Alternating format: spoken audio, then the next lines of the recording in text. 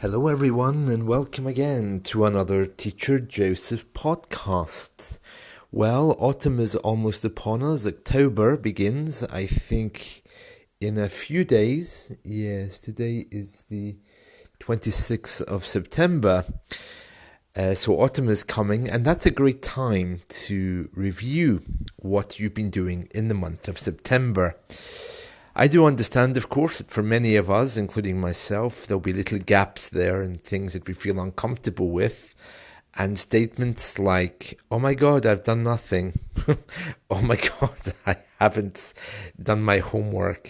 Oh no, I didn't book any lessons.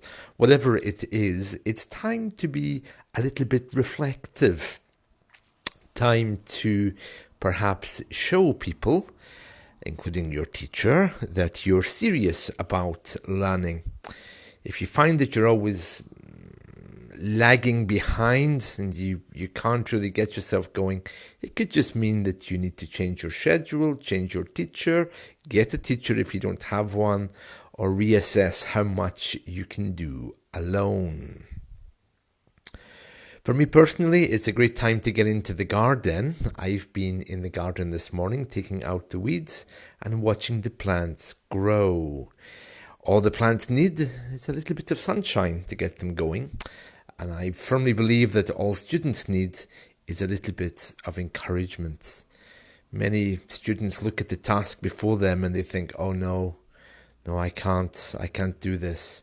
But step by step, I can assure you, you will. Very important that you have the right resources ready. For those of you who know me, I've been learning Persian for a while, and I'm also fairly fluent now in Spanish, but because of internet problems in different parts of the world, unfortunately, I'm no longer able to practice Persian with native speakers, because the internet is quite intermittent in that part of the world. So you see, something like this can easily distract you or throw you off a little bit. And at that point, it's not a good time just to say, oh, well, I can't, I'll try again tomorrow, which is what many people would do, looking happy and pleased. You really need to engineer for yourself more ways of learning. It might be a good time if you can't contact your language partner right now, or if you can't afford a teacher.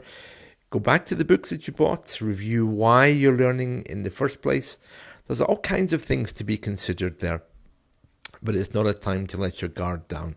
So coming to autumn is a great time to reflect. The summer's over. None of us, I think, managed to get everything done that we would like because it's a kind of holiday time. We're out in the sunshine more. We want to relax more. But the winter's coming when we won't be out so much. We'll be inside. So it's time to get those books out again, get the notepads ready. The children have gone back to school already. And despite the fact that you're working, winter's a wonderful time, to take up a new hobby or to reassess your priorities. With the changing seasons, that's very, very important. So here's my plan for getting you back on track with your English. First thing you need to do is to gather together your resources and what plan of attack you're going to use this time.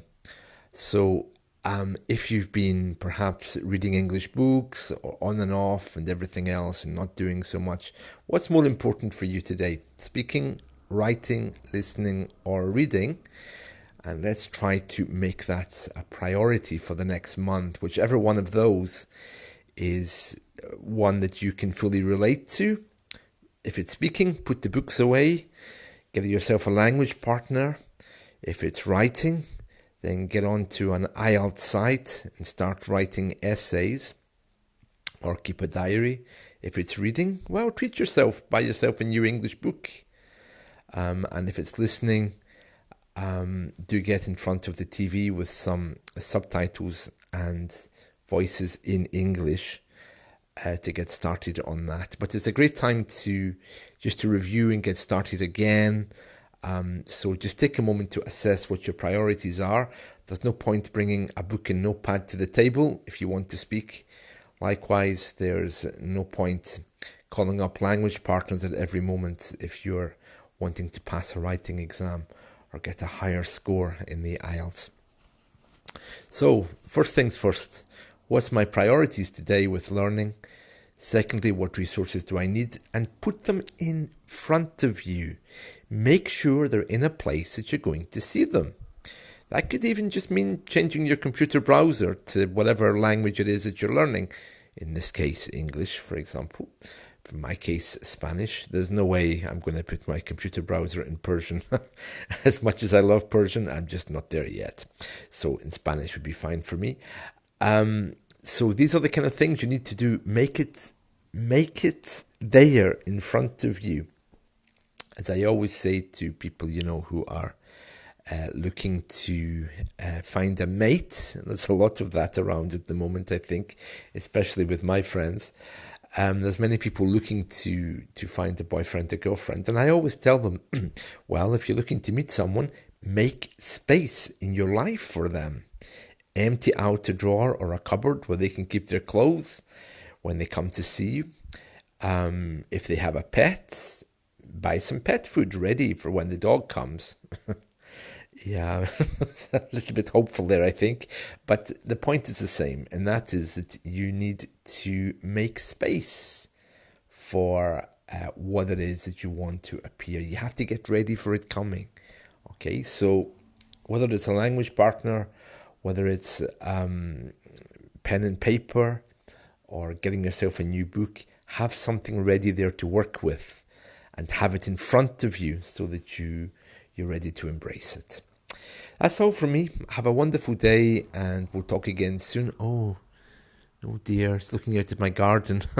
I see I have a lot more work to do in that. But anyway, bye-bye.